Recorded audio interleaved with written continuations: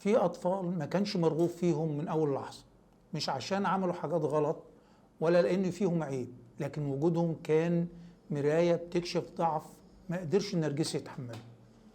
من أول نفس كانوا عبء، نظرات مؤذية، كلمات توجع، تجاهل يخليهم يحسوا بالذنب. السؤال هو ليه الأب أو الأم النرجسيين ممكن يكرهوا ابنهم أو بنتهم؟ مش بس يأذوهم، لا بيكرهوهم. كراهية هنا مش كلمة، دي خطة طويلة المدى، خطة تحقير، تدمير، تحطيم للهوية من جذورها. في الحلقة دي هنتكلم عن ليه النرجسي بيكره ابنه، ازاي بيختار مين الابن اللي هيفرغ فيه كل سمه، وازاي تعرف انك ما كنتش العيب لكن كنت المراية اللي فضحته فقرر يكسرها. لو عمرك حسيت ان مجرد وجودك كان غلط وعيب، لازم تعرف انك مش لوحدك. اهلا بيكم. طب يعني ايه النرجسي بيكره ابنه؟ اول حاجة لازم نعرف حاجة مهمة، الكره عند النرجسي مش مشاعر، ده سلاح، كره واضح وصريح، في احتقار، في رغبة دفينة للإهانة، وفي حالات كتير فيها تمني لا واعي بانتهاء وجود الابن من الأساس. ودي مش سببه إن الطفل عمل حاجة غلط، ولا إنه فاشل، ولا لأنه بيسبب مشاكل. السبب الحقيقي إن الطفل فشل في إنه يبقى امتداد واضح لغرور النرجسي. النرجسي بيشوف أولاده مش كأرواح مستقلة، لكن كإكسسوار شخصي مهمته واحدة، إنه يخدم صورته، يمجد نجاحه، يعكس عظمته. أول ما الطفل يبدأ يبين شخصية مستقلة، أول ما يعترض أو حتى يكون عادي من غير تفوق مبهر، النرجسي بيترجم ده كخيانة، كطعن في صورته. النتيجة بيتحول الطفل لهدف يتعاقب على وجوده، يتحرم من الحب ومن التقدير ومن الأمان. النرجسي ما بيعرفش يحتوي ابنه، هو يحتقره، هو يتجاهله، هو يستخدمه، مفيش حل وسط. وده مدخلنا لأول سبب حقيقي ليه النرجسي بيكره واحد من أولاده دونا عن الباقي. السبب الأول إنه كبش الفدا. النرجسي شخص غير مستقر، جواه إحباط وفشل، شعور داخلي بالعار، مشاعر مريضة متراكمة مش قادر يعترف بيها، فيقرر ببساطة وبيقول لنفسه حد تاني يتحمله عني. يرمي ده على مين؟ أكيد مش على نفسه. النرجسي عمره ما يشوف نفسه غلطان، فيرميه على أضعف حد في البيت، الابن اللي ما يقدرش يدافع عن نفسه. ومن هنا الطفل يتحول لكبش فدا دائم، كل مشكلة في البيت بسببه، كل خطأ في التربية هو السبب فيه، وحتى وجوده نفسه غلط.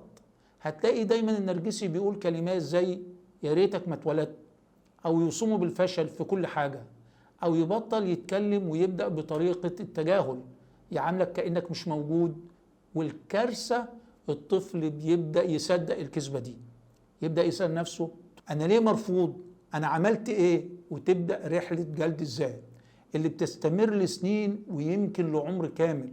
وده للأسف مش استثناء، ده نمط متكرر في بيوت النرجسيين. وبيظهر السبب الثاني إنه بيقسم الأبناء في لعبة أدوار. في بيت النرجسي مفيش حب غير مشروط، في نظام طبقي، في أدوار مفروضة. زي ما في كبش فدا، في كمان الطفل الذهبي اللي دايما بيمتدح. النرجسي بيقسم أولاده حسب احتياجه النفسي، مش حسب حقيقة شخصيتهم. الطفل الذهبي ده اللي بيواكب توقعاته، بيجتهد علشان يرضيه، وبيحاول دايما يكون انعكاس مثالي له. بس الحقيقة الطفل الذهبي بيدفع ثمن باهظ جدا، بيفقد هويته، مشاعره، صوته، لأنه عايش علشان يمثل دور. وللأسف في كتير من الحالات الطفل الذهبي بيطلع نرجسي زيه، لأنه اتعلم إن الحب يساوي الأداء. أما كبش الفدا فدي اللي ما بيمثلش الدور صح، أو بيكون مختلف، أو بيرفض ينصهر في شخصية النرجسي. النتيجة كل الغضب، كل الإهانة، كل الكراهية المكبوتة بتتصب عليه. هو الطفل اللي دايما بيتقال له أنت السبب، ليه أنت مش زي أخوه؟ الكارثة إن كل ده بيحصل تحت سقف بيت واحد، قدام نفس الأب أو الأم، لكن بمعاملة مختلفة تماما بين الإخوات. والنتيجة الطفل الذهبي بيعيش وهم التميز بس من غير ذات حقيقية. وكبش الفدا بيعيش إحساس دائم إنه مش كفاية، حتى لو كان هو أكتر واحد عنده وعي وحساسية وإنسانية.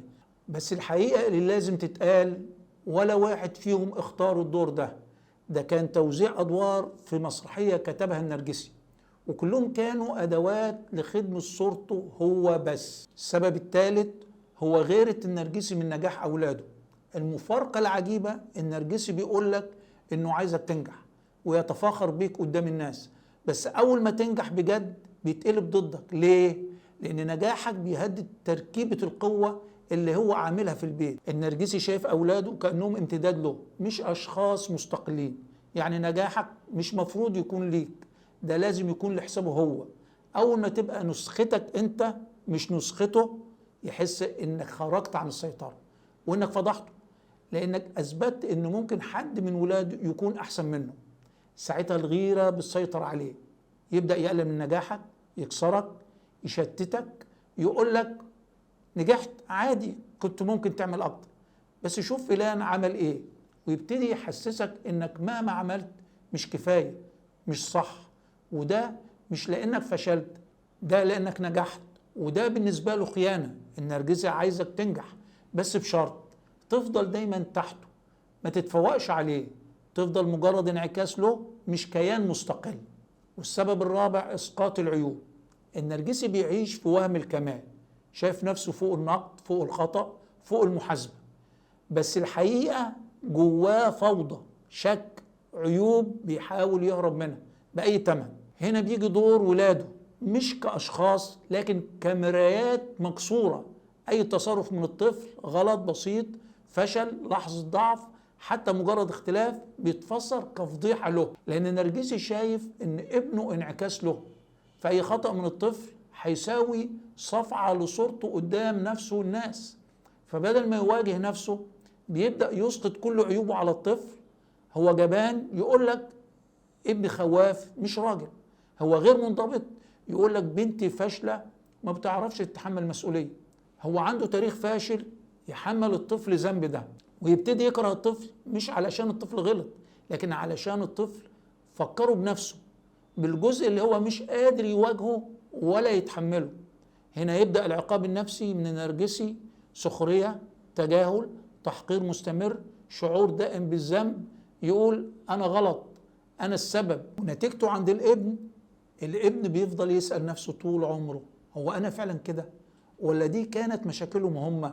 والحقيقة العيب مش فيك، العيب في اللي مش قادر يشوف نفسه إلا من خلال جلدك. والسبب الخامس: المقارنات السامة.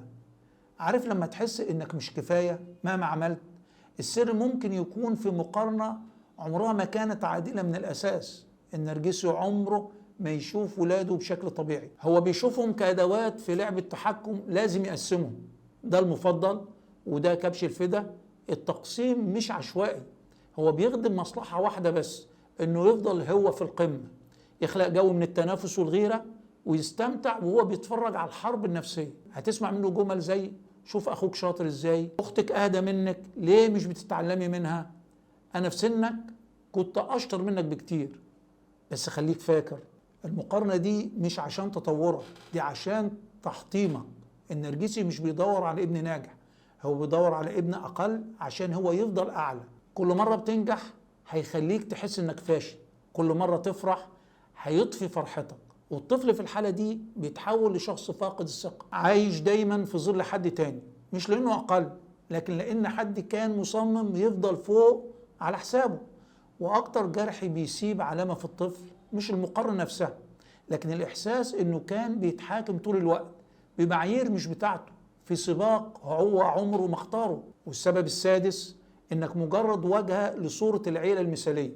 في علاقات النرجسيين بأولادهم في نوع غريب من الحب، مش حبك أنت، لكن حب الصورة اللي بتمثلها. النرجسي بيكون عنده هوس بالعيلة المثالية قدام الناس، صورة الأب المتفاني، الأم الحنونة، الأولاد المهذبين المتفوقين.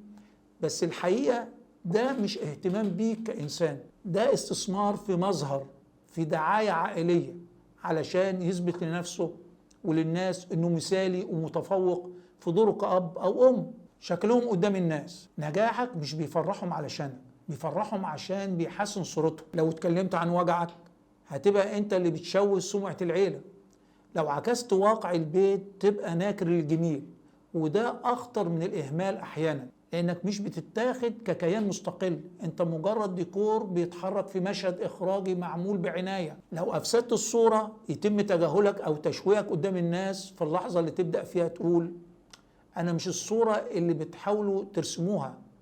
النرجسي بيعتبر ده تهديد مباشر، وتبدأ الحرب الباردة، تحقير، ضغط نفسي، وصراع مستمر علشان ترجع أداة لتجميلهم. وده يفسر ليه العلاقة معاهم سطحية باردة ومبنية على الشروط، لأنهم مش شايفينك أصلا، شايفين الانعكاس اللي عايزين يظهروا بيه قدام الناس. والسبب السابع هو الاستغلال العاطفي لما يتم استخدامك كسلاح. في بيوت النرجسيين الطفل مش بيتشاف كإنسان، بيتشاف كأداة متعددة الاستخدامات، كوسيلة للضغط، للابتزاز، للتمجيد، أو حتى للانتقام. النرجسي ممكن يستخدمك لمعاقبة الطرف الآخر، خاصة لو الطرف ده شريك نرجسي تاني. وساعات ما بتبقاش فاهم إنك كنت مجرد ورقة ضغط غير لما بتكبر ويفوت الأوان، كوسيلة لإحراج أو إذلال الآخر، أو لعرض صورة مزيفة قدام الناس. شوف ابن شاطر ازاي، او حتى يتم نسب نجاحك لهم بالكامل. بس السؤال المؤلم هنا، هل حد شافك فعلا؟ هل حد احتفل بيك علشانك ولا عشان الانجاز اللي بيمجد صورتهم؟ المشكلة مش بس في الاستغلال، المشكلة في انك ما بتكونش موجود كشخص مستقل في ذهن النرجسي. انت بس دور، مجرد أداة في سيناريو هم كتبوه. والاخطر انك ممكن تكتشف ده متأخر جدا، بعد ما تكون دفعت ثمن نفسي ضخم، وبعد ما تبقى محاصر في إحساس إنك مش كفاية، أو إنك دايما لازم تبذل علشان تتحب. لكن الحقيقة أنت مش المفروض تكون أداة لأي حد، أنت كيان كامل مش وظيفة. وفي وسط الزيف ده طفل كان بيحاول يفهم ليه أنا مش محبوب. هو أنا فعلا المشكلة؟ ليه اللي المفروض يحبني بيكرهني؟ ولو كنت الطفل ده فأنت مش ضعيف، أنت ناجي من حب مسموم ومن دور اتفرض عليك. بس النجاة مش كفاية، الوعي هو أول خطوة حقيقية في طريق الشفاء. الوعي بيخليك تبص للمراية وتقول أنا مش محتاج أخد تصريح عشان أكون نفسي. والحقيقة الخلل مش فيك، الخلل في النرجسي. شاركونا التعليقات.